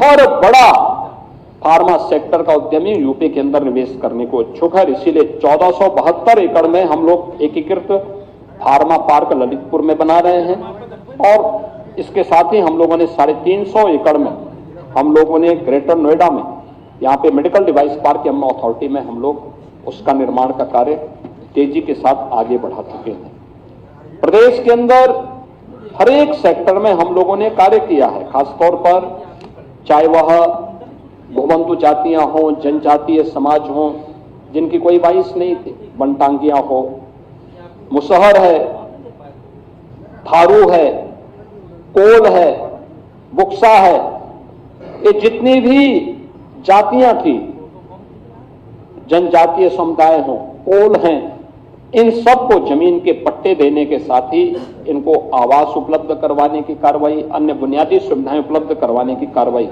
ये सभी आज प्रदेश के अंदर तेजी के साथ आगे बढ़े हैं। पीएम आवास योजना में जो आच्छादित थे उन्हें पीएम आवास शेष सीएम आवास योजना भी ग्रामीण विकास विभाग के माध्यम से संचालित होकर के उन सभी के जीवन में परिवर्तन करने का एक कारक बन रहा है। पिछले 9 वर्षों में सुरक्षा से समृद्धि और एम्पावरमेंट से एक्सीलेंस तक, यानी आत्मनिर्भर, उद्यमी और नेतृत्वकारी नारी शक्ति की यात्रा को हम लोगों ने देखा है। आज महिला सुरक्षा के साथ साथ शिक्षा, कौशल और स्वरोजगार, स्वास्थ्य और नेतृत्व के हर स्तर पर महिलाओं की सशक्त भागीदारी, यह आज प्रदेश के अंदर देखने को मिल रही है। हम लोगों ने 9 लाख सरकारी नौकरी यूपी के नौजवानों को दी है और मुझे बताते हुए प्रसन्नता है कि इनमें 1,75,000 से अधिक केवल बेटियों को दिया है, उत्तर प्रदेश की बेटियों को। आज बीसी सखी हो, ड्रोन दीदी हो, सेल्फ हेल्प ग्रुप और लखपति दीदी का एक मजबूत इकोसिस्टम यूपी के पास है। मिशन शक्ति के 5 चरण संपन्न हुए हैं। महिला सुरक्षा, सम्मान और स्वावलंबन के साथ अब महिला श्रम बल में इसका परिणाम क्या है? 13% 2017 के पहले जो महिला श्रम बल या 13% था, अब बढ़कर के 36% तक पहुंचा है और ये मजबूती के साथ आगे बढ़ा है। और इसका बड़ा प्रमाण और क्या नहीं, क्या हो सकता है कि पहले जो एक कहावत थी ना कि देख सफाई बिटिया घबराई, अब वो नहीं है। अब तो प्रदेश के अंदर हम देख सकते हैं कि नाइट शिफ्ट में भी महिलाएं प्रदेश के अंदर ऑफिसेज में और उद्योगों में काम कर रही हैं। अभी आदरणीय प्रधानमंत्री जी ने सी मार्ट की घोषणा यूनियन बजट में करवाई है। ये गांव की उन महिला स्वयंसेवी समूह के लिए जो स्थानीय स्तर पर कोई प्रोडक्ट बनाती है, उनके लिए एक प्लेटफॉर्म का काम करेगा। उत्तर प्रदेश इस योजना के साथ जुड़ने का इच्छुक है। आज उज्ज्वला योजना, बेटी बचाओ बेटी पढ़ाओ अभियान, मातृवंदना योजना, मुख्यमंत्री कन्या सुमंगला योजना, मुख्यमंत्री सामूहिक विवाह की योजना, ये सभी उनके जीवन को उज्जवल बनाने में सहयोग कर रही हैं। तो 1,06,00,000 से अधिक निराश्रित महिलाएं, वृद्धजन और दिव्यांग जनों को 12,000 रुपये सालाना पेंशन की सुविधा भी हम प्रदेश के अंदर उपलब्ध करवा रहे हैं। और हम लोगों ने इस बार के बजट में व्यवस्था की है कि इन सभी के पेंशन की इस राशि को बढ़ाने का काम सरकार करेगी। इनके लिए करेंगे, आंगनबाड़ी, आशा वर्कर, इन सभी के भी मानदेय को बढ़ाएंगे। शिक्षा मित्र, अनुदेशक, इन सब के लिए भी सरकार कार्य कर रही है। और ये सरकार पहली सरकार है इसने शिक्षा मित्रों के लिए, शिक्षकों के लिए, किसी भी कोई भी शिक्षक हो, उच्च शिक्षा के हो, माध्यमिक के हो, बेसिक के हो, वे शिक्षा मित्र हो, अनुदेशक हो, इन सबको, शिक्षणोत्तर कर्मचारियों, इनको हम लोगों ने 5 लाख रुपए तक की कैशलेस स्वास्थ्य की सुविधा उपलब्ध करवाई। ये सभी को उपलब्ध करवा चुके हैं। 1 अप्रैल से लागू भी हो जाएगा। लेकिन आखिर पिछली सरकारें कर क्या रही थी? यहां 60 लाख से अधिक आवास ग्रामीण और शहरी क्षेत्र में उपलब्ध करवाए गए। पिक एंड चूज नहीं हुआ। गरीब गरीब है, हर जरूरतमंद को ये सुविधा मिलनी चाहिए। हमारे लिए सबका साथ और सबके विकास, प्रधानमंत्री जी का यह स्लोगन एक मंत्र के रूप में अंगीकार करते हुए हम लोगों ने हर जरूरतमंद को इन सुविधाओं के साथ जोड़ने का काम किया है। और अब सरकार इस बारे में भी कह रही है कि आगे भी विकास का ये मॉडल इसी रूप में आगे बढ़ेगा। हर जरूरतमंद को प्रदेश सरकार उसी रूप में आगे बढ़ाने का काम करे। जीरो पॉवर्टी के लक्ष्य को प्राप्त करने की दिशा में सरकार ने जो काम प्रारंभ किया है। हर जरूरतमंद को राशन कार्ड की सुविधा। याद करिए 2017 के पहले सबसे ज्यादा शिकायत आती थी राशन वितरण की। आज राशन वितरण की कोई समस्या नहीं, क्योंकि टेक्नोलॉजी का उपयोग किया गया है। आज प्रदेश के अंदर किसी भी स्तर पर गरीब को उसका हक प्राप्त हो रहा है। हम जब इसकी बात करते हैं, राजस्व से जुड़े हुए तमाम मामले आते हैं, पैमाइश का है, लैंड यूज का है, वरासत का है, नामांतरण का है। मुझे याद है 2017 के पहले 34 लाख मामले लंबित थे। हम लोगों ने राजस्व संहिता में व्यापक परिवर्तन किए और परिवर्तन करके उसको और आसान बनाया। और मुझे बताते हुए प्रसन्नता है कि महोदय पिछले 8.5 वर्ष के अंदर प्रदेश के अंदर राजस्व से संबंधित पैमाइश से, नामांतरण से, वरासत से जुड़े हुए जितने भी मामले थे, इन सब में 10 लाख नए मामले आए। लेकिन पिछले 34 लाख मामले जो थे, अगर न्यायालय में लंबित नहीं है, उन सभी का निस्तारण भी इस दौरान हमारी सरकार ने किया है। यानी 34 वर्षों के बोझ को सरकार ने 8-9 वर्षों के अंदर पूरा दूर किया है। एक कॉमन मैन को उसके माध्यम से हम लोगों ने राहत दी है। अब सरकार का फोकस, जब सबका साथ और सबके विकास की बात आती है, तो सरकार का फोकस तुष्टीकरण नहीं, एक कॉमन मैन की संतुष्टीकरण की तरफ होता है। और उसी संतुष्टीकरण के माध्यम से हम इस कार्य को आगे बढ़ाने का काम भी कर रहे हैं। और इसी का परिणाम है कि प्रदेश में बहुआयामी गरीबी से 6 करोड़ से अधिक लोगों को गरीबी रेखा से ऊपर उठाने में मदद प्राप्त हुई है। महोदय, प्रदेश के अंदर आज युवा उत्तर प्रदेश के रूप में उत्तर प्रदेश अपनी एक पहचान बना रहा है। हम देख सकते हैं देश के अंदर आबादी का सबसे बड़ा भाग हमारे पास, सबसे बड़ा भाग यूपी के पास है। और हमें बताते हुए गौरव की अनुभूति होती है कि हमारी युवा ऊर्जा प्रतिभा संपन्न है। किसी भी सेक्टर में यूपी के नौजवानों को अवसर मिला, उसने अपनी प्रतिभा का छाप छोड़ा है। देश और दुनिया के अंदर आज वो अपनी पहचान मजबूती के साथ आगे बढ़ा रहा है। तमाम बड़ी बड़ी कंपनियों में सीईओ के रूप में अपनी धमक को दिखा रहा है। हर एक सेक्टर में उसने अपनी एक पहचान बनाई है और उस पहचान को आगे बढ़ाने के लिए आज उत्तर प्रदेश के युवाओं के लिए, उत्तर प्रदेश में यानी 56 से 60% वर्कफोर्स है हमारे यहां यूथ की।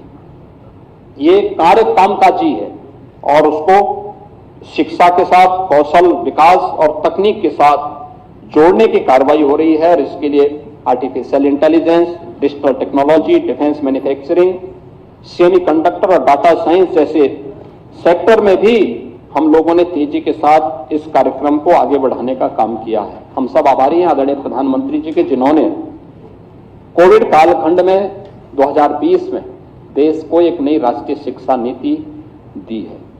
ये राष्ट्रीय शिक्षा नीति परंपरागत अध्ययन के साथ साथ स्किल डेवलपमेंट पर ध्यान दे रही है और स्किल डेवलपमेंट को उसका पार्ट बना रही है। और प्रदेश के अंदर हम लोगों ने इसी को ध्यान में रख करके आज अपने कार्यक्रम को आगे बढ़ाया है। और मुझे बताते हुए प्रसन्नता है कि जब हम इस बार के बजट में आपने देखा होगा, ये जितने भी इमर्जिंग टेक्नोलॉजी है, इसमें प्रदेश सरकार ने उस पर अपनी कार्रवाई को तेजी के साथ आगे बढ़ाया है। आपने देखा होगा डाटा आज की सबसे बड़ी ताकत बन चुकी है। स्टेट डाटा अथॉरिटी के गठन की कार्रवाई हम लोगों ने बजट में उसका प्रावधान किया है। एआई आज देश का इमर्जिंग सेक्टर है, जिसमें आज मैंने बताया कि 5 दिवसीय एआई इंपैक्ट समिट दिल्ली में आदरणीय प्रधानमंत्री जी के द्वारा आज उद्घाटन किया गया है। और दुनिया भर के राष्ट्राध्यक्ष इस कार्यक्रम में आज दिल्ली में सहभागी कर रहे हैं। यानी इस सेक्टर में कार्य करने की जो सबसे पहली आवश्यकता है वह डाटा सेंटर क्लस्टर की, और डाटा सेंटर क्लस्टर के लिए भी हमने इस बजट में व्यवस्था की है। इसके साथ ही प्रदेश के अंदर इससे जुड़े हुए सेक्टर में हमारी वोकेशनल एजुकेशन हो, टेक्निकल एजुकेशन हो, माध्यमिक शिक्षा के स्तर पर भी हम लोगों ने एआई का बेहतर उपयोग करने के लिए बजट में इस बार प्रावधान किया है। टाटा टेक्नोलॉजीज और सैमसंग के साथ भी हम लोगों ने इस दिशा में कार्य प्रारंभ किया है, तेजी के साथ कार्य प्रारंभ किया है। और प्रदेश के युवाओं के लिए हर युवा उद्यमी बन सके, हर वर्ष 1 लाख युवा उद्यमी बनाने की कार्रवाई सीएम युवा उद्यमी स्कीम के अंतर्गत हम कर रहे हैं, जिसमें मार्जिन मनी के साथ साथ प्रदेश के अंदर उन युवाओं के लिए हम लोगों ने आज के दिन पर गारंटी मुक्त और ब्याज मुक्त उनको लोन देने की व्यवस्था की है। एमएसएमई और ओडीओपी जैसे कार्यक्रम आज इस दिशा में तेजी के साथ आगे बढ़ा रहे हैं, तो यूपी का नौजवान डिजिटली सक्षम बन सकें, इसके लिए स्वामी विवेकानंद युवा सशक्तिकरण योजना के अंतर्गत टैबलेट की स्कीम भी प्रदेश के अंदर युवाओं के लिए तेजी के साथ आगे बढ़ी है। महोदय, tourism, hospitality and defence manufacturing में उत्तर प्रदेश ने जो अपनी मजबूत उपस्थिति प्रस्तुत की है, इसके साथ ही प्रदेश के अंदर यानी यूपी आज विभिन्न क्षेत्रों में, मैंने यहां पर पहले यहां बताया है, ऑटोमेशन का है, डाटा आधारित निर्णय एक साथ आगे बढ़ाने के लिए AI, robotics, advance computing, semiconductor, drone, cyber और इलेक्ट्रिक व्हीकल जैसे मजबूत क्षेत्रों में आपने देखा होगा अभी उत्तर प्रदेश में इलेक्ट्रिक व्हीकल मैन्युफैक्चरिंग की पहली यूनिट यहीं लखनऊ में स्थापित हुई है। और ऐसे ही ढेर सारे प्रस्ताव अब यूपी के अंदर आ रहे हैं। अब उत्तर प्रदेश की अपनी एक पहचान बन रही है, स्किल इंडिया के माध्यम से, स्टार्टअप इंडिया के माध्यम से, स्टैंड अप इंडिया के माध्यम से आज उत्तर प्रदेश का युवा तेजी के साथ अपनी एक नई धमक और एक नई पहचान बना रहा है। 20,000 से अधिक स्टार्टअप आज के दिन पे यूपी के अंदर है, 76 इंक्यूबेटर्स हैं, 7 सेंटर ऑफ एक्सीलेंस हैं, 8 यूनिकॉर्न आज प्रदेश की युवा नेतृत्व और इनोवेशन की ताकत प्रदेश के अंदर, देश के अंदर दिखा रहा है। और परिणाम है कि जब युवा स्वावलंबन की ओर अग्रसर होता है, आत्मनिर्भर होता है, तो बेरोजगारी की दर अपने आप ही कम होती है। 2017 के पहले जो प्रदेश के अंदर 19% से अधिक बेरोजगारी दर थी, आज वो घटकर 2.24% तक पहुंची है। खेल इंफ्रास्ट्रक्चर का विकास तेजी के साथ हुआ है, गांव हो या शहर। हम लोगों ने खेल इंफ्रास्ट्रक्चर का विकास किया, हर गांव में खेल का मैदान, हर ब्लॉक स्तर पर मिनी स्टेडियम, हर जनपद में स्टेडियम का निर्माण। मेजर ध्यानचंद जी के नाम पे मेरठ में प्रदेश की पहली स्पोर्ट्स यूनिवर्सिटी। और इस बार बजट में एक नया चीज हम लोगों ने घोषित किया है कि हर डिविजनल हेडक्वार्टर पर हम लोग एक स्पोर्ट्स कॉलेज बनाएंगे और स्पोर्ट्स कॉलेज को सेंटर ऑफ किसी एक गेम के लिए सेंटर ऑफ एक्सीलेंस के रूप में हम विकसित करेंगे, जिससे खेल के क्षेत्र में भी हमारा युवा अपना कैरियर बना सके। 500 से अधिक युवाओं को जिन्होंने ओलंपिक में, एशियाड में, कॉमनवेल्थ में मेडल प्राप्त किए हैं, अब तक हम सरकारी नौकरी उपलब्ध करवा चुके हैं यूपी के अंदर। और 2030 के कॉमनवेल्थ गेम्स अहमदाबाद के लिए और 2036 के ओलंपिक के लिए हम लोगों ने सेंटर ऑफ एक्सीलेंस को विकसित करने की कार्रवाई को भी तेजी के साथ सरकार ने आगे बढ़ाया है। ये उत्तर प्रदेश के अंदर स्पोर्ट्स के सेक्टर में भी उत्तर प्रदेश तेजी के साथ अपनी उपस्थिति दर्ज किया है और उत्तर प्रदेश की यह पहचान उत्तर प्रदेश को आगे बढ़ा रही है। महोदय, आज इलेक्ट्रिक व्हीकल के बाजार में उत्तर प्रदेश की एक मजबूत धमक हुई है। यानी अगर हम आज के दिन पे देखेंगे तो कुल जितना भी इलेक्ट्रिक व्हीकल देश के अंदर खरीदे जा रहे हैं, उनमें से 19% से अधिक हिस्सा यूपी का है। तिपहिया वाहनों में 40% से अधिक भागीदारी यूपी की है। फेम 1 और फेम 2 की प्रमुख लाभार्थी यूपी है। एक्सप्रेस कॉरिडोर पर और चार्जिंग स्टेशन की स्थापना और 700 अधिक इलेक्ट्रिक बसेज का संचालन यूपी के अंदर है। हम लोगों ने उत्तर प्रदेश के अंदर अपने संस्थानों में ये सभी कार्य आगे बढ़ाने का काम भी किया है। महोदय, मुझे जब यहाँ पे समाजवादी पार्टी विकास की बात करती है और इस सरकार की विकास की योजनाओं पर या बजट पे टिप्पणी करती है, हमें हंसी आती है। विकास की बात वे लोग कर रहे हैं और विकास के नाम पर आईना दिखाने का काम वे लोग कर रहे हैं जिन्होंने एक बार नहीं 4-4 बार अवसर मिलने के बाद भी प्रदेश के अंदर विकास की किसी ठोस योजना को लेकर के वे आगे नहीं बढ़ पाए। मैंने पहले भी कहा, इनका विकास का मॉडल क्या था? परिवारवादी था, तुष्टीकरण का था, दंगाइयों को पलवित और पोषित करने का था। यही तो प्रदेश के अंदर होता था। और जहां पर इन्होंने प्रयास भी किया, किस प्रकार की स्थिति है, 3 उदाहरण मात्र, उसके बहुत अच्छे ढंग से अब कोई भी समझ सकता है। पहला है JPNIC, यानी देश के अंदर दोषी स्वाधीनता आंदोलन के रूप में इमरजेंसी के खिलाफ शंखनाद करने वाले जयप्रकाश जी उत्तर प्रदेश की धरा पर जन्मे थे।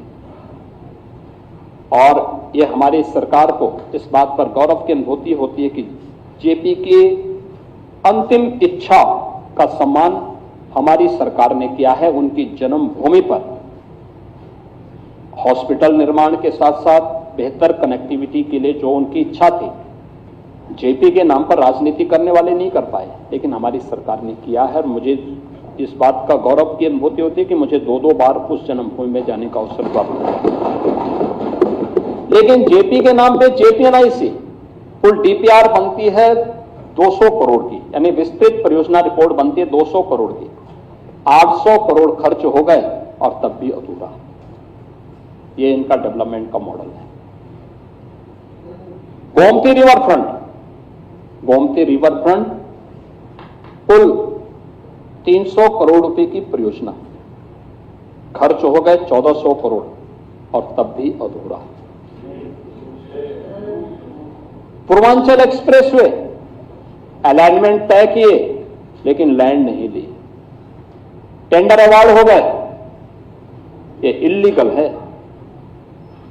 किसी भी प्रोजेक्ट में जब तक आपके पास 80% लैंड नहीं आ जाती तब तक आप टेंडर की कार्रवाई को आगे नहीं बढ़ा सकते, लेकिन यहां पे इल्लीगल तरीके से किए गए।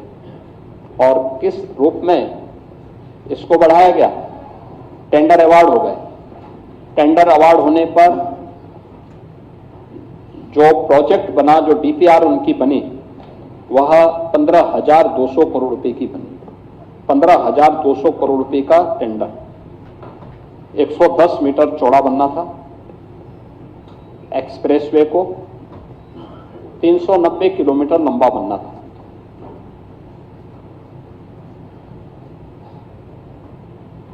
जब उत्तर प्रदेश के अंदर NDA की बीजेपी नेतृत्व की सरकार बनी, मैंने मई में इसका रिव्यू किया कि क्या प्रोग्रेस है। मार्च में हम लोग सरकार बनाए थे, मई के अंदर मैंने पूछा, मैंने कहा भी प्रोग्रेस क्या है? बताया गया सब 0। मैंने कहा क्यों? क्योंकि हमारा मानना था कि कोई भी प्रोजेक्ट किसी भी सरकार ने प्रारंभ किया हो बंद नहीं होना चाहिए, बशर्ते उसमें कोई भ्रष्टाचार न हो।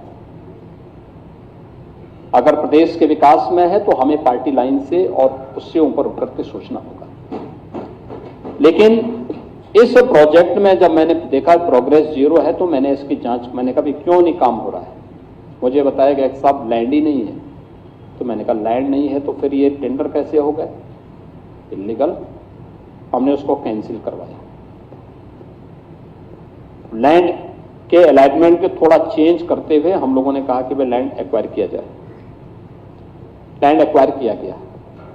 हमने कहा 110 मीटर की बजाय 120 मीटर चौड़ा इसको करिए, क्योंकि प्रधानमंत्री जी के बुलेट ट्रेन के तर्ज पर अगर हम दिल्ली से वाराणसी तक बुलेट ट्रेन के लिए भी कुछ लैंड की व्यवस्था इसके साथ कर सकेंगे तो बेहतर होगा। और हम लोगों ने इसलिए 120 मीटर चौड़ा उसको रखा।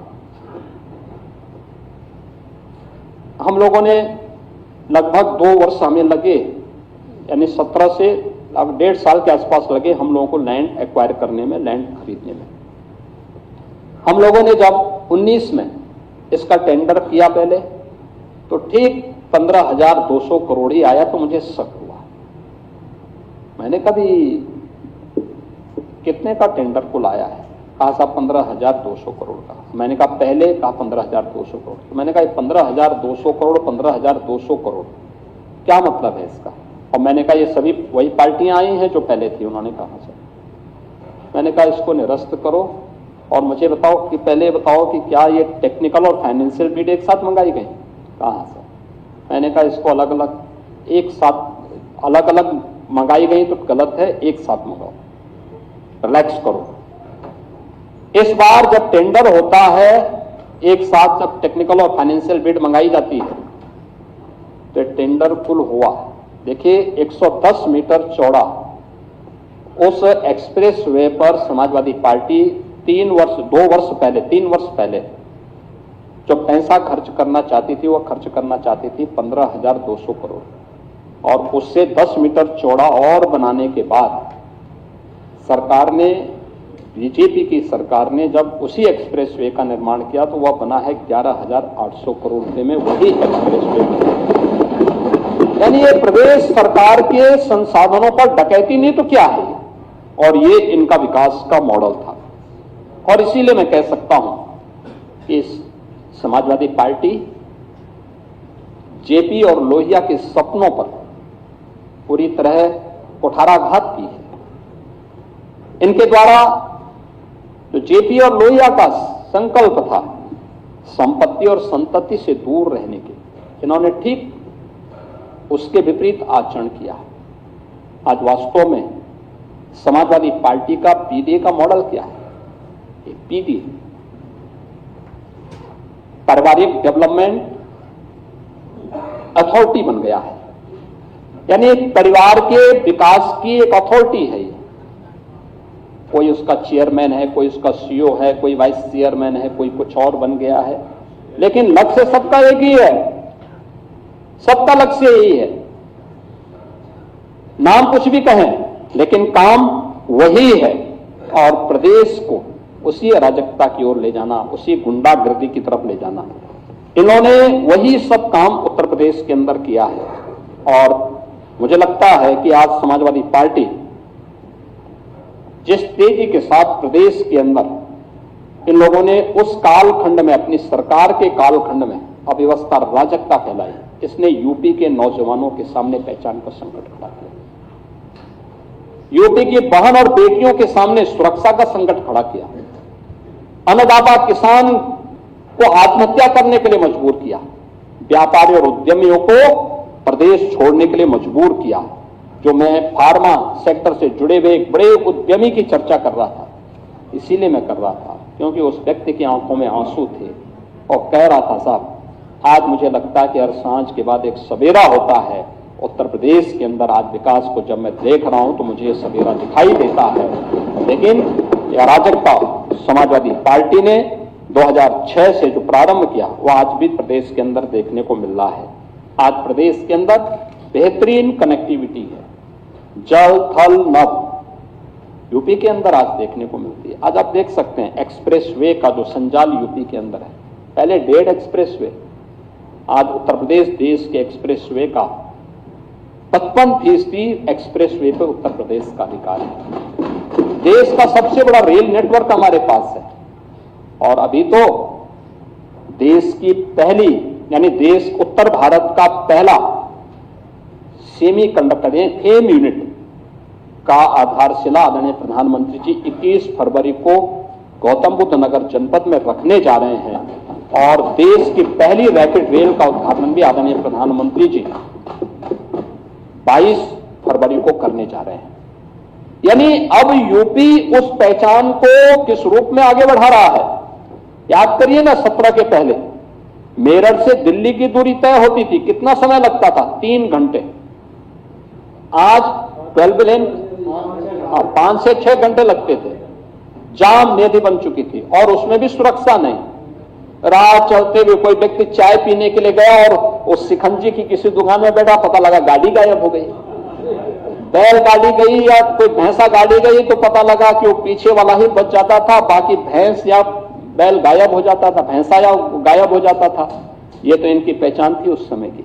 लेकिन आज यूपी में सुरक्षा का बेहतरीन वातावरण है और हर व्यक्ति उस दिशा में आगे बढ़ा है। अब यूपी के अंदर 12 लेन का हाईवे दिल्ली मेरठ के बीच, और यह दूरी मात्र 45 मिनट में आप तय कर सकते हैं। रैपिड रेल बनने के बाद यह दूरी मात्र 45 मिनट में आपको देखने को मिल सकती है। अब यूपी में 22 एक्सप्रेसवे का एक बेहतरीन नेटवर्क है, यानी 7 क्रियाशील हो चुकी हैं, 5 हमारे निर्माणाधीन हैं, और 10 पर हम लोग अभी कार्य कर रहे हैं। दोनों डबल इंजन की सरकारें इसमें कार्य कर रही हैं। मेट्रो 6 पे हमारी चल रही है, और एक मेट्रो का संचालन आपके मेरठ में भी आदरणीय प्रधानमंत्री जी के कर कमलों से ये 22 फरवरी को होने जा रहा है। Eastern and western dedicated freight corridor का जंक्शन भी उत्तर प्रदेश के अंदर आज आप देखने को मिलता है। इनलैंड वाटरवे वाराणसी से हल्दिया के बीच में आज ये है, और लॉजिस्टिक का भी एक बेहतरीन केंद्र बनकर के यूपी विलेज की को भी यहाँ पे विकसित करने की कार्रवाई हो रही है। लगातार प्रदेश इस दिशा में अपने कार्यक्रम को आगे बढ़ाया है। आज प्रदेश के अंदर एयर कनेक्टिविटी की बेहतर स्थिति है। प्रदेश के अंदर एयर कनेक्टिविटी के लिए अब हम लोगों ने प्रदेश के अंदर, यानी जब हम लोग आए थे तो 2 एयरपोर्ट संचालित थे, 2 आंशिक रूप से संचालित हो पाते थे। आज प्रदेश के अंदर 16 डोमेस्टिक और 4 इंटरनेशनल एयरपोर्ट पूरी तरह फंक्शनल है। प्रदेश के अंदर 5वां इंटरनेशनल एयरपोर्ट जेवर में बनकर के तैयार है, और इसी महीने हमारा प्रयास होगा कि आदरणीय प्रधानमंत्री जी के कर कमलों से हम इस कार्य को आगे बढ़ाएंगे। देश का पहला MRO यह भी अब प्रदेश के अंदर स्थापित होने जा रहा है, और इसको लेकर के भी, जिसमें एयरक्राफ्ट मेंटेनेंस एंड रिपेयर यह कार्य अब यूपी के अंदर भी होगा, जो पहले नहीं होता था, और यह भी यूपी आज उस दिशा में आगे बढ़ा रहा है। आज प्रदेश के अंदर शिक्षा की स्थिति बेहतर हुई है। बहुत सारे ऐसे मॉडल यूपी ने प्रस्तुत किए हैं, जैसे ऑपरेशन कायाकल्प बेसिक शिक्षा में आज स्कूल की स्थिति बेहतर हुई है। अटल आवासीय विद्यालय निराश्रित यानी श्रमिकों के बच्चों के लिए और निराश्रित बच्चों के लिए वर्ल्ड क्लास इंफ्रास्ट्रक्चर के साथ स्कूल की सुविधा हो, या आज वहां पर देखने को मिल सकता है। आज प्रदेश के अंदर CM कंपोजिट विद्यालय हर जनपद स्तर पर अभी 2-2 स्वीकृत किए गए हैं, लेकिन हमारा प्रयास है कि इसकी नेटवर्किंग को न्याय पंचायत स्तर तक फैला करके हम प्री प्राइमरी से लेकर के और 10-12वीं तक के बच्चों को एक कैंपस में पढ़ने की और बेहतरीन इंफ्रास्ट्रक्चर के साथ पढ़ने की सुविधा उपलब्ध हो, यह इस कार्य के साथ आगे बढ़ाने का काम हो रहा है। प्रदेश के अंदर प्रोजेक्ट अलंकार के तहत माध्यमिक शिक्षा, और मैं जितने भी हमारे एडेड कॉलेजेस थे, जितने भी हमारे गवर्नमेंट कॉलेजेस थे, इनमें भी हम लोगों ने कार्य प्रारंभ किया है, और इनको भी हमने पर्याप्त मात्रा में धनराशि उपलब्ध करवाई है।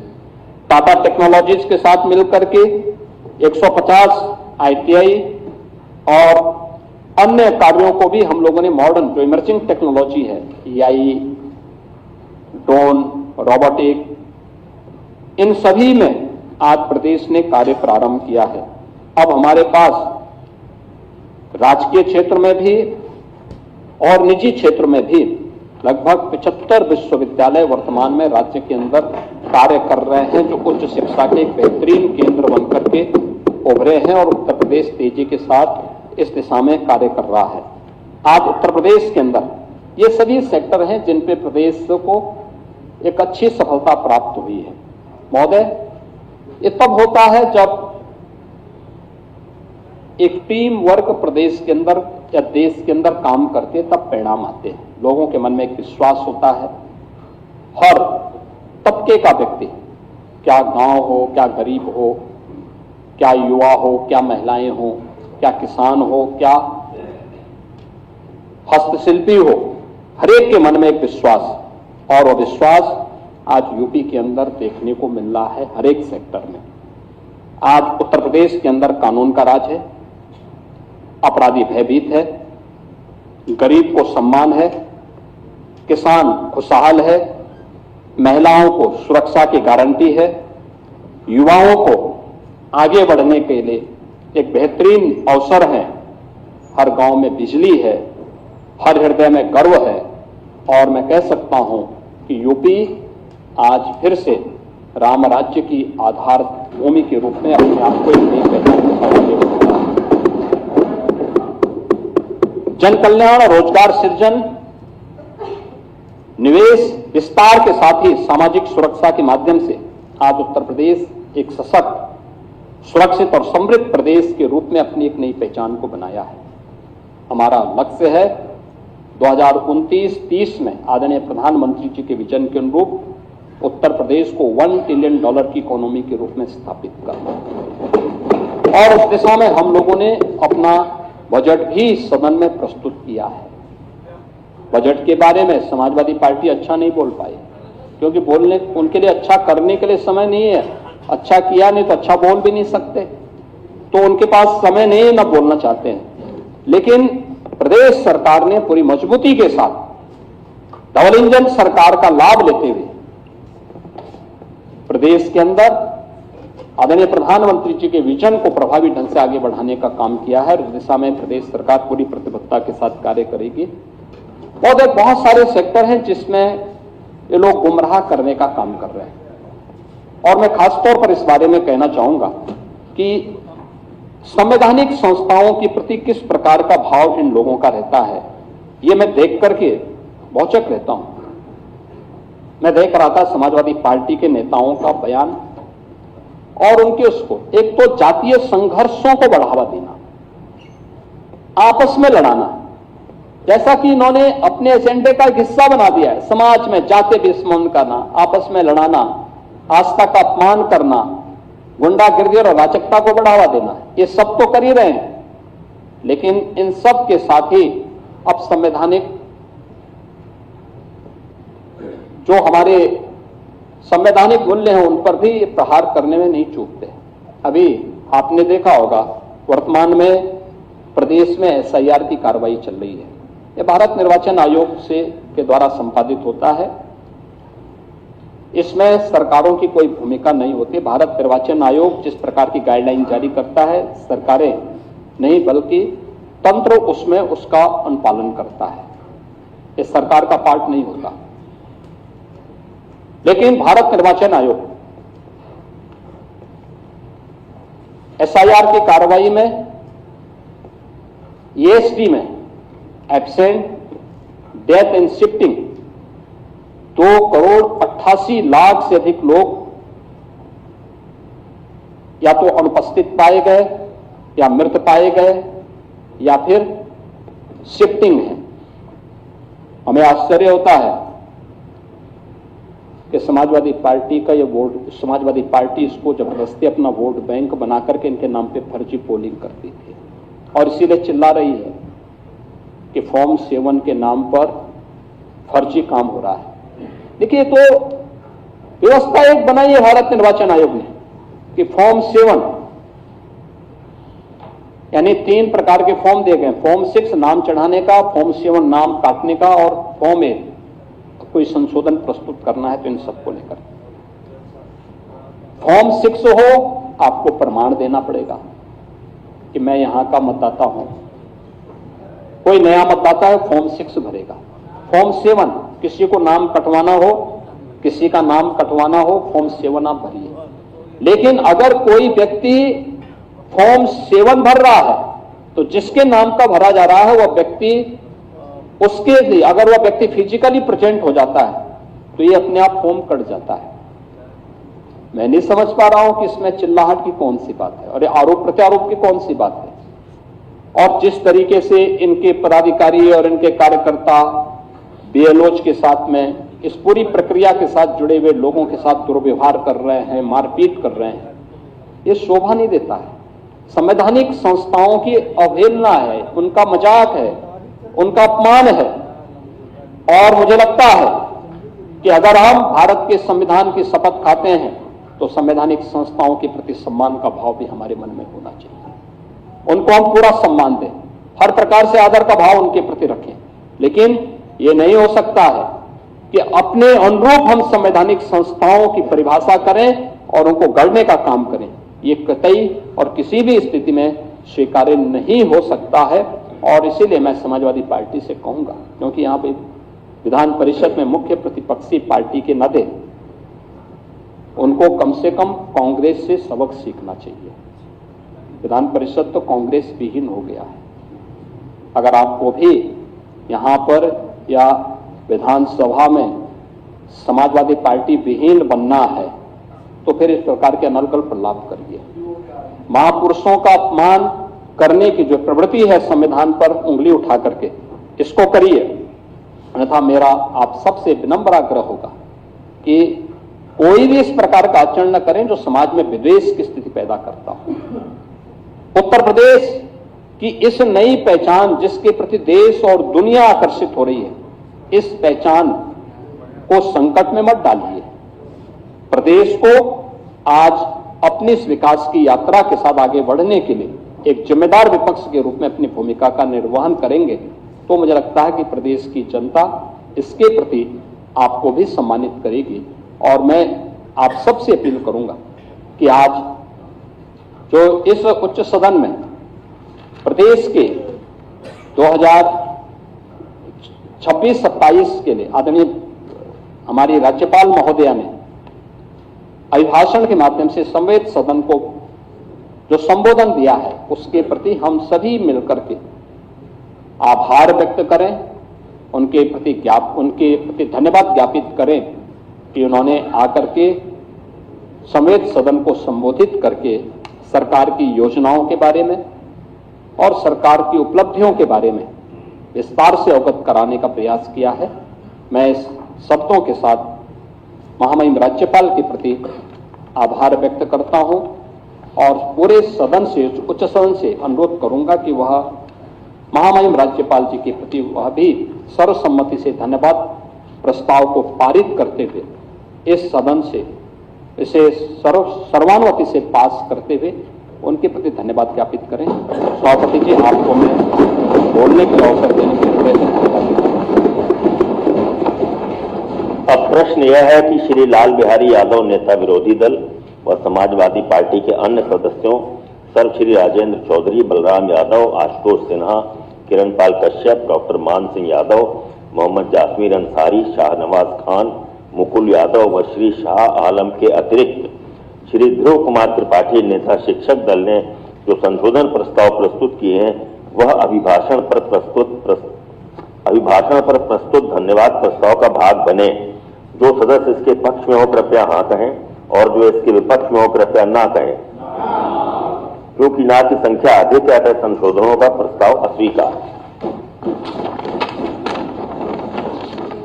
अब प्रश्न यह है कि यह सदन श्री सत्यपाल सिंह द्वारा प्रस्तुत निम्नलिखित प्रस्ताव, जिसका श्री उमेश द्विवेदी ने समर्थन किया है, कि यह सदन माननीय राज्यपाल के अभिभाषण के लिए जो उन्होंने राज्य विधानमंडल के एक साथ समवेत दोनों सदनों के समक्ष दिनांक 9 फरवरी 2026 को दिया है, कृतज्ञता पूर्वक धन्यवाद प्रकट करता है। जो सदस्य इस पक्ष में हो कृपया हाँ कहें और जो इसके विपक्ष में हो कृपया ना कहें। क्योंकि हाँ की संख्या अधिक है अतः